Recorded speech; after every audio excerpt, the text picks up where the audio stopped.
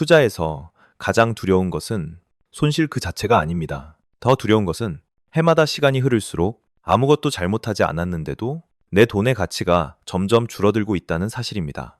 투기를 한 것도 아니고 무리한 선택을 한 것도 아니며 위험을 못 차단인 것도 아닙니다. 그저 성실하게 일하고 지출을 조심하며 가장 안전하다고 여겨지는 곳에 돈을 맡겨두었을 뿐입니다. 그런 상태로 살아가고 있는 사람들이 우리 주변에는 생각보다 많습니다. 하지만 대부분은 그 불안을 말로 꺼내지 않습니다. 돈을 벌지 못할까봐 두려운 것이 아니라 힘들게 모아온 그 돈이 아무 소리 없이 조금씩 깎여 나가고 있을까봐 두려운 것입니다. 해마다 뒤돌아보면 느낌은 늘 비슷합니다.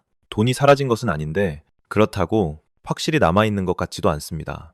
2024년부터 2025년 사이 한국의 시중은행 예금 금리는 연간 2%에서 3% 수준에 머물렀습니다. 반면 물가는 여전히 2% 이상을 유지했습니다. 이 두 수치를 나란히 놓고 보면 왜 이 불안이 오래 지속되는지 자연스럽게 이해하게 됩니다. 아무리 모든 것을 안전한 방식으로 해왔다고 해도 돈의 가치는 시간 속에서 조용히 달아가고 있었던 것입니다. 그리고 투자를 떠올리기 시작하는 순간 두려움의 모습은 달라집니다. 이제는 돈의 가치가 줄어드는 것이 아니라 돈 그 자체를 잃을까봐 두려워집니다. 잘못된 ETF를 고를까봐, 시점을 잘못 잡을까봐, 단 한 번의 성급한 결정이 여러 해의 축적을 모두 지워버릴까봐 망설이게 됩니다.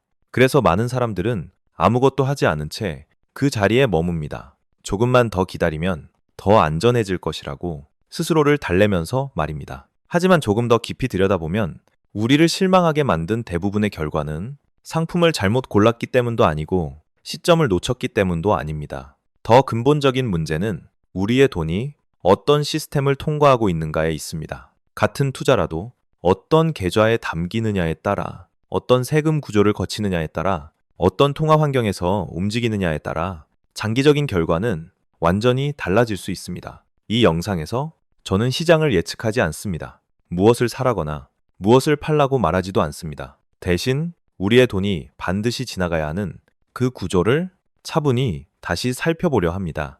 그래서 각자가 자신의 상황에 맞는 선택이 무엇인지 스스로 확인할 수 있도록 돕고자 합니다. 그리고 어쩌면 오랫동안 많은 사람들을 불안하게 만들었던 그 이유는 시장이 아니라 우리가 자주 놓치고 있던 다른 한 지점에 있었을지도 모릅니다. 아까 지점에서 생각을 이어가 보면 아주 많은 사람들의 다음 반응은 거의 항상 같습니다. 바로 가격을 바라보는 것입니다. 지금 가격이 이미 높은지, 정점에 와 있는 것은 아닌지, 지금 사도 아직 여지가 남아 있는지 자연스럽게 그런 질문들이 떠오릅니다. 이것은 무지가 아닙니다. 아주 자연스러운 반사작용입니다. 특히 짧은 시간 안에 수많은 변동을 직접 겪어온 한국의 투자자들에게는 더욱 그렇습니다. 불과 20여 년 남짓한 시간 동안 우리는 아시아 금융위기와 닷컴 버블과 2008년 글로벌 금융위기와 팬데믹을 거쳐 최근의 금리와 환율 충격까지 경험해 왔습니다. 이런 환경 속에서 가격에 민감해지고 심지어 비싼지 싼지에 집착하게 되는 것은 지극히 이해할 수 있는 일입니다. 가격은 즉각적으로 눈에 보이는 거의 유일한 지표이기 때문입니다. 반면 다른 요소들은 모호하고 천천히 작동하며 측정하기도 훨씬 어렵습니다. 하지만 문제가 시작되는 지점은 우리가 가격이 모든 것을 결정한다고 믿기 시작할 때입니다. 한번 상상해 보십시오. 아주 비슷한 두 명의 한국인이 있습니다. 그들은 같은 자산을 같은 시점에 완전히 같은 가격으로 매수합니다. 누구도 더 싸게 사지 않았고 누구도 더 뛰어난 바닥 잡기를 한 것이 아닙니다. 그런데도 5년이 지나고 10년이 지나면 두 사람의 결과는 분명하게 달라집니다. 한 사람은 자신의 투자가 제대로 흘러가고 있다는 느낌을 받습니다. 반면 다른 한 사람은 시장 전체가 특별히 불리하지 않았음에도 항상 숨이 가쁜 듯한 감각을 느낍니다. 이 차이는 대개 처음의 매수 결정에 있지 않습니다. 그 이후에 벌어지는 일들, 조용하지만 길게 이어지는 요소들에 있습니다. 돈이 어떤 종류의 계좌에 담겨 있는지, 수익의 흐름이 어떻게 과세되는지, 재투자가 중간에 끊기지는 않는지, 그리고 무엇보다 그 돈이 단기 구조 위에서 움직이고 있는지, 아니면 장기 구조를 전제로 설계된 시스템 안에 있는지에 달려 있습니다. 이 지점에서 많은 사람들이 명확히 이름 붙이지는 않지만 개인 금융 시스템이라는 개념이 모습을 드러냅니다. 이것은 복잡한 공식이 아닙니다. 많은 돈을 가진 사람만의 도구도 아닙니다. 그저 당신의 돈이 여러 해에 걸쳐 반드시 통과해야 하는 전체 경로를 의미할 뿐입니다. 돈이 만들어지고 보존되고 투자되며 다시 삶으로 돌아오기까지의 흐름입니다. 그 길이 다르게 설계되어 있다면 마지막에 도착하는 결과 역시 거의 필연적으로 달라질 수밖에 없습니다. 가격이 높으냐 낮으냐에만 머물러 있으면 이 더 중요한 배경을 놓치기 쉽습니다. 그리고 바로 그 지점에서 많은 시스템들이 우리가 기대했던 방향과는 반대로 작동하기 시작합니다. 시작하기 전에 영상의 좋아요를 누르고 채널을 구독해 주시기 바랍니다. 이 작은 행동이 감정에 휘둘리지 않는 긴 호흡의 분석 콘텐츠를 계속 이어갈 수 있게 합니다. 이제 앞에서 이어오던 이야기로 돌아가 보겠습니다. 시스템이라는 말을 꺼내면 많은 사람들은 곧바로 거창하고 복잡하며 어딘가 학문적인 개념을 떠올립니다. 하지만 현실에서의 개인 금융 시스템은 그와는 거리가 텄니다. 오히려 한국 사람들에게 매우 익숙한 아주 일상적인 것들에서 시작됩니다. 이것은 당신이 얼마나 똑똑한가의 문제가 아니라 당신의 돈이 일상 속에서 어떻게 움직이도록 강제되어 있는가의 문제입니다. 가장 먼저 소득부터 살펴보겠습니다. 대부분의 사람들은 매달 급여를 받습니다.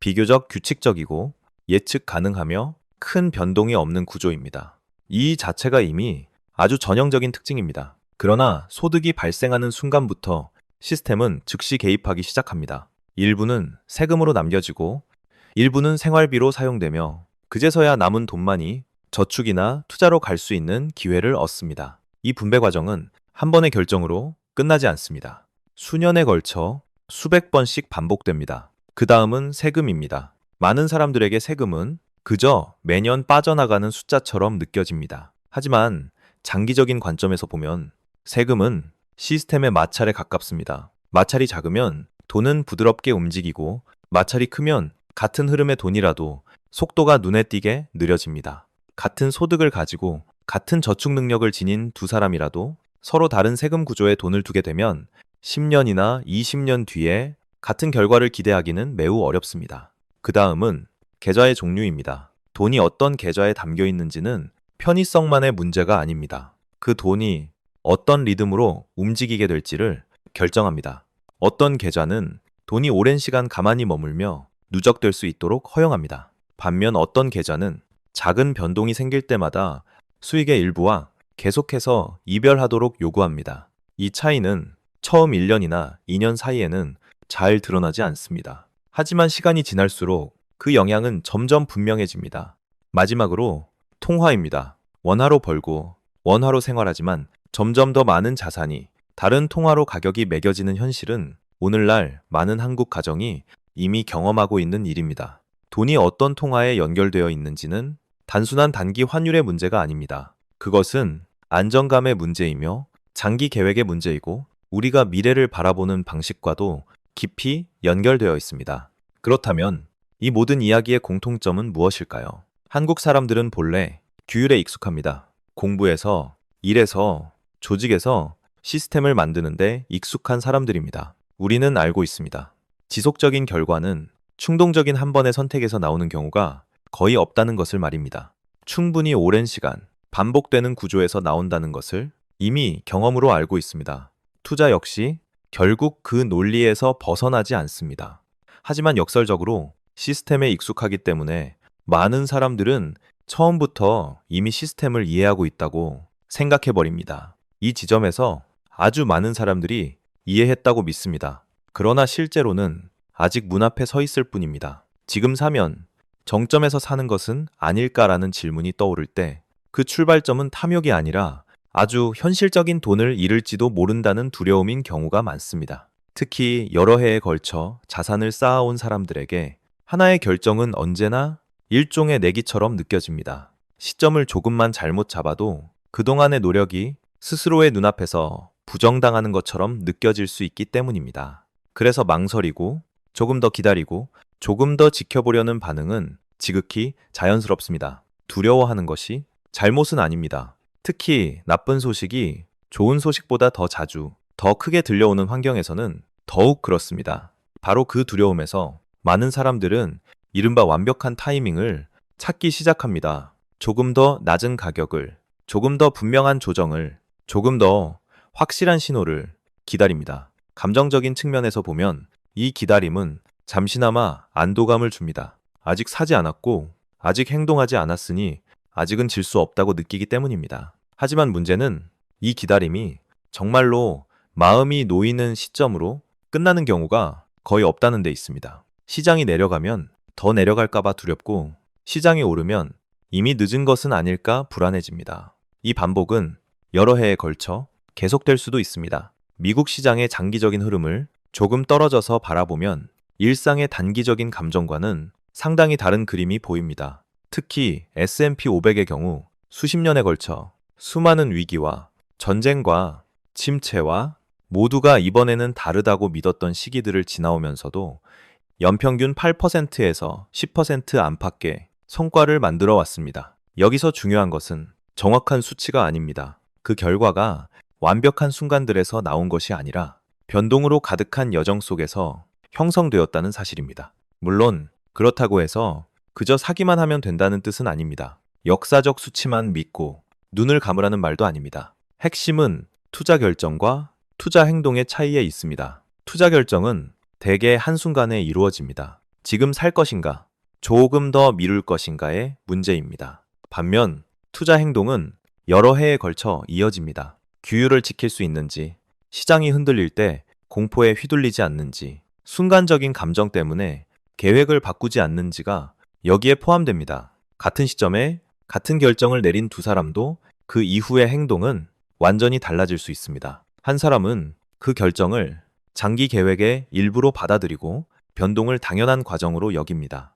다른 한 사람은 가격을 계속 확인하며 작은 조정에도 불안해하고 결국 지친 상태로 시장을 떠나게 됩니다. 그들의 결과가 다른 이유는 처음에 잘 샀느냐 못 샀느냐가 아니라 그 결정을 안고 어떻게 살아갔느냐에 있습니다. 정점에서 사는 것에 대한 두려움은 우리를 시작의 순간에만 과도하게 집중하게 만듭니다. 그러는 사이 그 이후에 이어질 더 긴 여정은 놓치기 쉽습니다. 하지만 실제로 대부분의 결과는 바로 그 여정 속에서 만들어집니다. 지금 사야 하는가라는 질문만 붙들고 있다면 사고 난 뒤 어떻게 이어갈 것인가 라는 더 중요한 질문들을 쉽게 놓칠 수 있습니다. 그리고 조금 더 생각해보면 이것조차도 아직 가장 어려운 선택은 아닐지도 모릅니다. 이야기가 ISA와 해외 직접 투자로 넘어가기 시작하면 많은 한국 사람들은 이 지점이야말로 정말 어렵다고 느끼곤 합니다. 개념이 복잡해서가 아닙니다. 이 부분은 즉각적인 감정을 자극하지는 않지만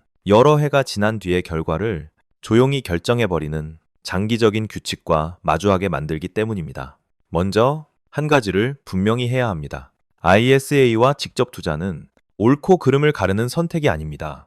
이 둘은 서로 다른 상황을 위해 설계된 두 가지 다른 시스템을 의미합니다. 이 점을 오해하는 순간 많은 논쟁은 불필요하게 날카로워집니다. ISA의 핵심은 어떤 자산에 투자하느냐에 있지 않습니다. 핵심은 수익이 세금 측면에서 어떻게 다뤄지느냐에 있습니다. 한국의 ISA 제도 안에서는 투자 수익의 일정 범위가 비과세 또는 감면과세의 혜택을 받습니다. 그 한도 안에 있는 수익은 세금이 부과되지 않으며 한도를 넘는 부분 역시 일반적인 세율보다 상당히 낮은 수준인 9%대의 세율이 적용됩니다. 이 구조 덕분에 돈은 여러 해 동안 세금에 의해 계속 빠져나가지 않고 안에서 축적되고 다시 재투자될 수 있습니다. 그래서 ISA는 자본 규모가 작거나 중간 정도이고 소득이 비교적 안정적이며 시간이 대신 일해주기를 중요하게 여기는 사람들에게 특히 잘 맞습니다. 한국에서 많은 근로자와 공무원, 그리고 젊은 가정들이 ISA를 투기 수단이 아니라 장기적인 재무 계획의 일부로 바라보는 이유도 우연이 아닙니다. 이곳에서의 장점은 시장을 맞히는 데서 나오지 않습니다. 시스템 안의 마찰을 줄이는 데서 나옵니다. 반대로 해외 시장에 대한 직접 투자는 전혀 다른 논리로 움직입니다. 특히 미국에 상장된 주식이나 ETF의 경우 구조는 훨씬 더 직선적입니다. 매년 일정 금액까지의 수익은 비과세가 적용되지만 그 수준을 넘는 순간부터는 22%의 고정세율이 부과됩니다. 장기적인 세금 이연 구조도 없고 시간에 따라 유연하게 변하는 한도도 없습니다. 수익이 발생하면 그에 대한 세금은 곧바로 계산됩니다. 하지만 바로 이 명확함이 일부 사람들에게는 장점이 되기도 합니다. 자본 규모가 큰 투자자이거나 이미 금융소득이 많아 종합 과세 구간을 함께 고려해야 하는 사람들에게는 직접 투자가 오히려 더 큰 통제력을 제공하기도 합니다. 또한 달러로 가격이 매겨진 자산을 보유한다는 사실 자체가 통화 리스크에 대한 일정한 방어감을 주는 것도 사실입니다. 물론 그것이 절대적인 안전을 의미하는 것은 아닙니다. 여기서 정말 중요한 차이는 명목상의 수익률에 있지 않습니다. 차이는 돈의 흐름이 시간 속에서 어떻게 움직일 수 있도록 허용되어 있느냐에 있습니다. ISA는 수익이 더 오랫동안 시스템 안에 머물며 여러 차례 재투자된 뒤에야 세금과 만나게 합니다. 직접 투자는 그 반대입니다. 정기적인 정산을 요구하는 대신 투명함과 유연성을 제공합니다. 그래서 ISA를 선택할지 직접 투자를 선택할지를 고민할 때 세율 숫자만 바라본다면 쉽게 성급한 결론에 도달하게 됩니다. 진짜로 던져야 할 질문은 이것입니다. 앞으로 10년 혹은 20년 동안 당신의 돈에는 어떤 시스템이 필요한가? 라는 질문입니다. 안정적이고 느리지만 꾸준한 축적을 원하는지, 아니면 더 높은 유연성과 주도권을 원하는지, 자본의 규모는 지금 어디에 있고 어떤 환경에서 자라나길 바라는지 말입니다. 한국 사람들은 본래 규칙을 지키고 절차를 이해하며 공부와 일에서 장기적인 계획을 세우는데 익숙합니다. 같은 사고방식을 투자에 적용하는 순간 ISA와 직접 투자는 감정적인 선택이 아니라 개인 시스템 설계의 일부가 됩니다. 그리고 시스템의 관점에서 바라보면 많은 논쟁은 자연스럽게 가라앉게 됩니다. 결국 같은 ETF라 하더라도 어떤 시스템에 놓이느냐에 따라 결과는 더 이상 같지 않을 수 있기 때문입니다. 최근 몇 년 사이 원화에 대한 불안 심리는 한국 사람들의 금융 대화 속에서 점점 더 자주 등장하고 있습니다. 그 감정은 공포처럼 폭발하지는 않습니다. 대신 은근하게 오래 남아있는 느낌으로 존재합니다. 국내에서의 노동으로 벌어들인 돈이 외부의 변화 앞에서 점점 더 취약해지고 있는 것은 아닐까 하는 그런 감각 말입니다. 이 감정은 자연스럽게 생겨난 것도 아니고 굳이 더 부풀릴 필요가 있는 것도 아닙니다. 최근 몇 해의 데이터를 돌아보면 원화와 달러 사이의 환율 변동이 분명하게 드러납니다. 2020년 이전까지만 해도 환율은 대체로 1100원에서 1200원 부근에서 움직이고 있었습니다. 하지만 팬데믹 이후 특히 전 세계적인 통화 긴축 국면을 거치면서 환율은 여러 차례 1300원을 넘어섰고 어떤 시기에는 1400원에 근접하기도 했습니다. 무역과 국제 자본 흐름에 크게 의존하는 한국 경제에서 이런 수치들은 단순한 통계 이상의 의미를 가집니다. 사람들이 느끼는 자산 가치에 대한 감각에까지 직접적인 영향을 미치기 때문입니다. 하지만 여기서 중요한 것은 단기적인 변동과 통화 시스템의 리스크를 분명히 구분하는 일입니다. 단기 변동은 우리가 매일 환율판에서 보는 것입니다. 몇십 원 오르고 몇십 원 내려가는 움직임 말입니다. 이는 금리 차이와 자본 이동, 글로벌 시장 심리를 반영합니다. 이런 변동은 신경을 거슬리게 만들지만 항상 장기적인 의미를 갖는 것은 아닙니다. 여기에만 시선을 고정하면 과도한 불안에 빠지기 쉽습니다. 반면 통화 시스템의 리스크는 전혀 다른 이야기입니다. 그것은 글로벌 환경 속에서의 원화의 장기적인 위치와 경제 구조, 그리고 큰 충격을 견뎌낼 수 있는 내구성과 관련되어 있습니다. 이런 요소들은 하루아침에 바뀌지 않습니다. 몇 달 사이에 환율 상승이나 하락만으로 평가할 수도 없습니다. 하지만 바로 그렇기 때문에 많은 사람들은 가장 단순한 반응을 선택합니다. 달러를 일종의 피난처로 바라보는 것입니다. 원화가 약해지는 국면에서 달러로 가격이 매겨진 자산을 보유하는 것은 매우 이해하기 쉬운 방어 감각을 줍니다. 달러는 전 세계에서 널리 사용되는 기축통화입니다. 원화 가치가 떨어질 때 달러 자산의 명목 가치는 올라가 보이고 그 점이 많은 사람들에게 심리적인 안정을 줍니다. 하지만 여기서는 반드시 차분해야 합니다. 달러를 보유한다고 해서 절대적인 안전이 보장되는 것은 아닙니다. 달러 역시 자체적인 인플레이션과 통화정책, 경제 사이클의 영향을 받습니다. 원화 대비 달러의 가치는 강해질 수 있지만 달러 자체의 구매력 역시 시간에 따라 변합니다. 더 나아가 달러로 가격이 매겨진 자산에 투자할 때 투자자는 통화 리스크뿐 아니라 그 자산 자체의 시장 리스크에도 노출됩니다.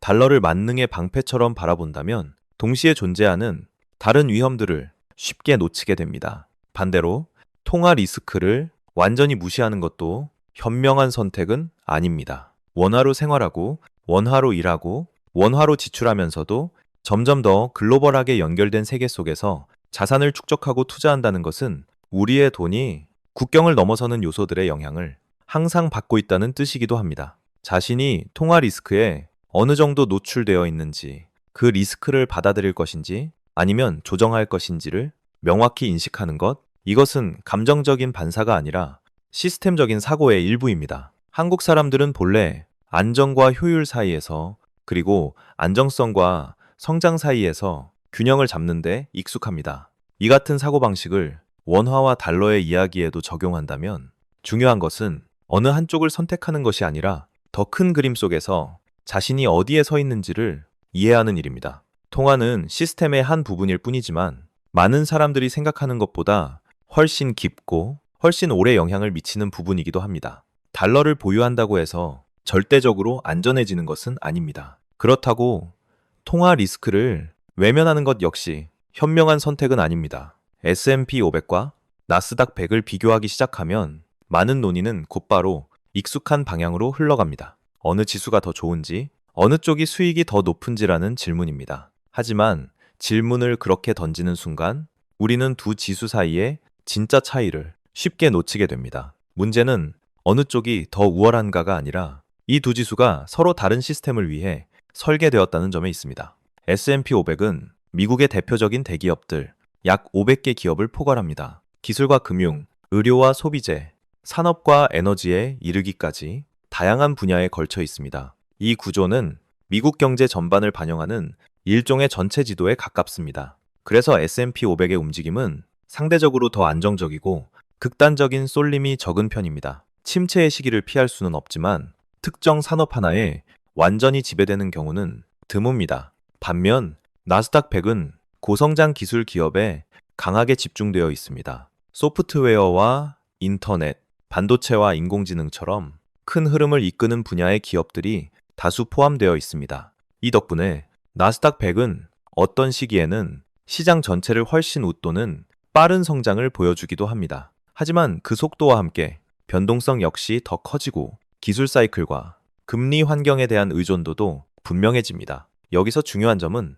이 차이가 옳고 그름의 문제는 아니라는 사실입니다. 소득이 늘어나는 단계에 있고 시간이 충분하며 변동을 감내할 여력이 있는 젊은 투자자라면 나스닥 100에 관심을 가지는 것은 지극히 자연스러운 일입니다. 기술의 성장을 믿고 더 큰 흔들림을 감수하는 대신 더 높은 잠재력을 기대하는 선택은 결코 잘못이 아닙니다. 반대로 안정성과 꾸준한 축적, 오랜 기간 함께 갈 수 있는 구조를 중요하게 여기는 사람들에게는 S&P 500의 성격이 더 잘 맞을 수 있습니다. 문제는 지수를 잘못된 시스템에 올려놓을 때 발생합니다. 장기 투자를 말하면서도 나스닥 100의 큰 조정을 감당하지 못한다면 긴장과 불안 속에서 규율을 잃기 쉽습니다. 반대로 변동을 받아들이겠다고 하면서도 S&P 500의 완벽한 안정과 빠른 성장을 동시에 기대한다면 어떤 시기에는 답답함을 느끼게 될 수도 있습니다.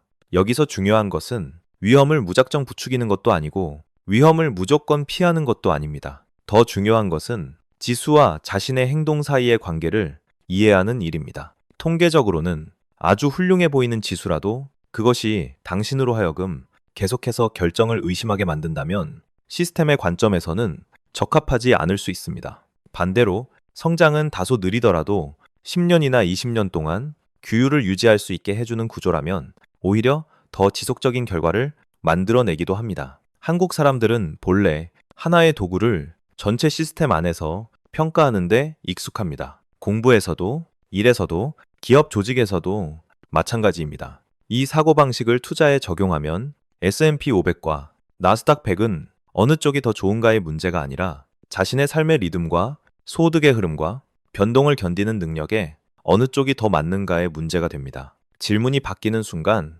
불필요한 긴장은 자연스럽게 사라집니다. 그래서 여기까지 와서 어느 한 지수 쪽으로 마음이 기울었다고 느낀다면 그것은 전혀 이상한 일이 아닙니다. 다만 잠시 멈춰서 이 질문을 던져볼 필요는 있습니다. 그 선택이 나의 개인 금융 시스템과 정말로 맞물려 있는가라는 질문입니다. 투자에서 매력보다 더 중요한 것은 대개 적합성입니다. 이쯤 되면 이제 답을 찾았다고 생각할지도 모릅니다. 하지만 사실은 아직 아닐 수도 있습니다. 세 명의 한국인을 한번 떠올려 보십시오.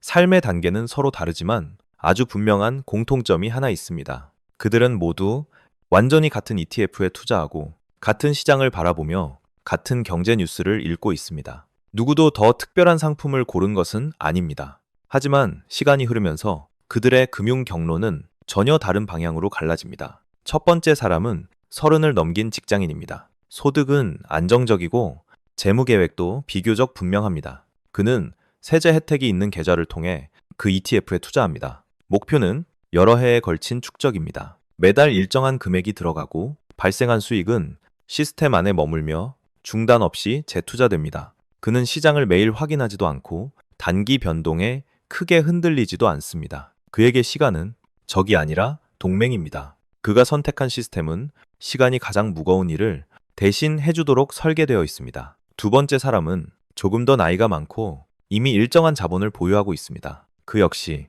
같은 ETF를 같은 시점에 매수했습니다. 하지만 그의 돈은 다른 계좌에 놓여 있고 세금이 적용되는 방식도 다릅니다. 매년 수익이 생길 때마다 시스템은 그 일부를 즉시 나누어 가질 것을 요구합니다. 한 해만 보면 크지 않아 보이지만 그 과정은 계속 반복됩니다. 그는 여전히 성실하게 투자하고 규율도 지키지만 자금의 흐름은 끊임없이 잘려나갑니다. 결과가 나쁘지는 않습니다. 다만 축적의 속도가 더 느리고 과정이 더 무겁게 느껴질 뿐입니다. 세 번째 사람은 앞선 두 사람보다 더 젊습니다. 그 역시 그 ETF를 매수했지만 명확한 시간 계획은 없습니다. 시장이 좋을 때는 자신감이 생기고 시장이 조정되면 곧바로 의심이 시작됩니다. 그의 돈은 언제든 사고 팔 수 있는 아주 유연한 구조 안에 놓여 있습니다. 이 유연함은 주도권을 쥐고 있다는 느낌을 주지만 동시에 감정에 따라 반응하기 쉽게 만듭니다. 그의 시간은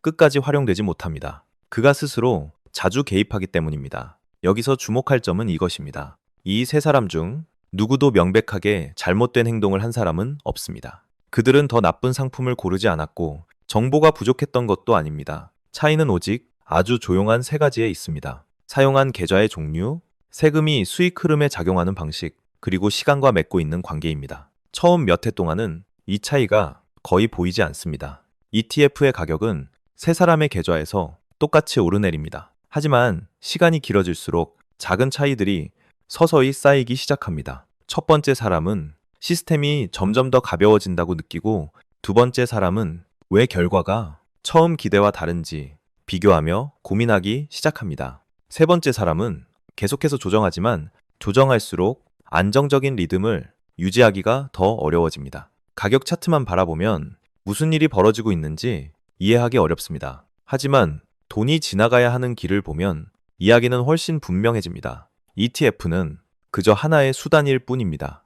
속도와 방향, 그리고 여정의 지속력을 결정하는 것은 그를 둘러싼 구조입니다. 그리고 이 모든 조각을 하나로 맞추고 나면 한 가지 사실이 서서히 드러납니다. 문제는 처음부터 ETF에 있지 않았다는 점입니다. 여기까지 와서도 시작할 때보다 머릿속에 더 많은 질문이 남아있다면 그것은 전혀 이상한 일이 아닙니다. 사실 투자에 대해 이야기할 때 그 상태야말로 가장 건강한 상태에 가깝습니다. 투자는 공통된 정답이 있는 문제가 아니고 누가 더 빨리 답을 찾는지를 겨루는 경쟁도 아니기 때문입니다. 그것은 오히려 아주 길게 이어지는 자기 자신과의 대화에 가깝습니다. 그 과정에서 각자는 자신의 현실과 한계와 목표를 정면으로 마주하게 됩니다. 그래서 당신을 대신해 결론을 내려주기보다는 아주 기본적인 세 가지 질문 앞에서 잠시 멈추는 것이 더 적절할지도 모릅니다. 지금 당장 답하기 위해서가 아니라 앞으로의 결정 속에 함께 가져가기 위한 질문들입니다. 첫 번째 질문은 시간입니다. 당신은 이 여정에 실제로 얼마나 많은 시간을 쓸 수 있습니까? 이론이 아니라 자신의 체감으로 말입니다. 3년인지 5년인지 아니면 10년 이상인지 말입니다. 처음 몇 해 동안 결과가 뚜렷하지 않거나 때로는 뒤로 가는 것처럼 보여도 견딜 수 있습니까? 많은 전략들은 시간이 충분히 길 때에야 비로소 작동합니다. 하지만 기다림을 견디지 못한다면 아무리 옳은 전략이라도 당신에게는 맞지 않게 됩니다.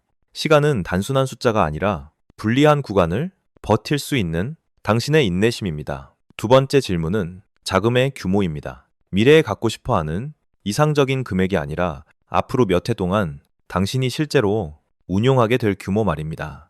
규모가 작을 때 뚜렷한 장점을 주는 구조가 있고 규모가 커질수록 우선순위가 바뀌는 지점도 있습니다. 규모는 세금과 비용, 그리고 실수의 영향력을 결정합니다.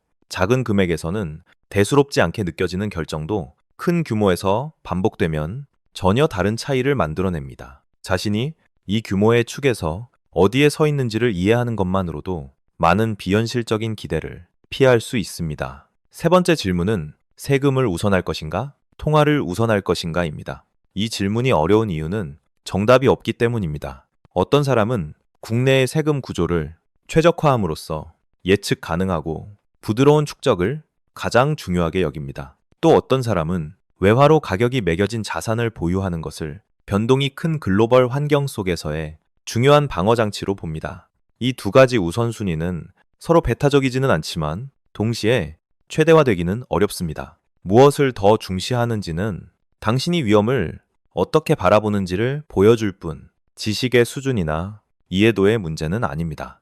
이 세 가지 질문은 하룻밤 사이에 답할 필요가 없습니다. 삶의 환경과 일과 가족의 상황이 바뀌면 답 역시 달라질 수 있습니다. 중요한 것은 이미 준비된 답을 밖에서 가져오는 것이 아니라 스스로 질문을 던지고 있다는 사실입니다. 한국 사람들은 본래 규율에 익숙합니다. 공부에서도, 일에서도, 삶을 설계하는 방식에서도 우리는 지속적인 결과가 충동적인 한 번의 선택에서 나오기보다는 오래도록 반복된 구조에서 나온다는 것을 알고 있습니다. 투자 역시 결국 그 사고의 연장선에 있습니다. 미래를 맞히는 게임도 아니고 단기적인 경주도 아닙니다.